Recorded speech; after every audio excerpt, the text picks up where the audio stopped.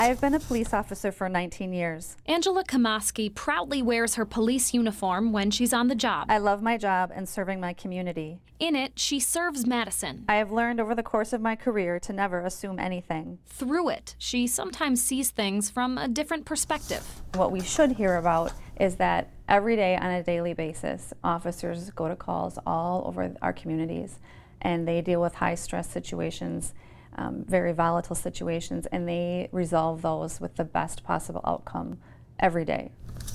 It's in a different uniform, to the family though, of Philando Castile, off the clock and as a Madison resident, that she's sharing that perspective with us today. I honestly saw this case as I was watching the Facebook Live feed as it unfolded. The officer just shot him in his arm. And it stayed with me. I don't know, how anybody who was watching it, how that can't stay with you. Months after Kamaski watched the aftermath of Philando Castile's death, shot by a Minnesota police officer, she decided to write to the St. Paul Pioneer Press. It was a letter that I needed to write. And then I watched the dash cam video, and it broke me.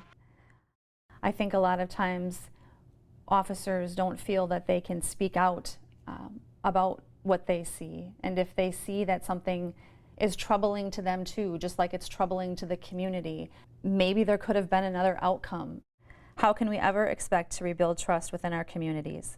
Kamaski's words came from that unique viewpoint behind her badge. That as police officers, sometimes that we take the lead in these types of really important conversations. I didn't write the letter to be divisive.